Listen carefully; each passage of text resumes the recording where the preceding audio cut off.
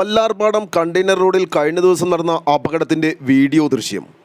അമിത വേഗതയിലെത്തിയ bike road cross ചെയ്യുകയായിരുന്ന cycle യാത്രികനെയും കാൽനട യാത്രികനെയും ഇടിച്ചിട്ടിട്ട് വഴിയരികിൽ park ചെയ്തിരുന്ന ലോറിക്കടിയിലേക്ക് ഇടിച്ചു കയറുകയായിരുന്നു.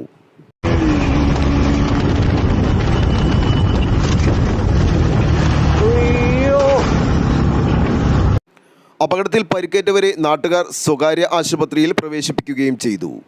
ആലുവ ലൈവ് ന്യൂസിനു വേണ്ടി സിദ്ദീഖ് കാരക്കാടനൊപ്പം സനൂപ് കളമശ്ശേരി.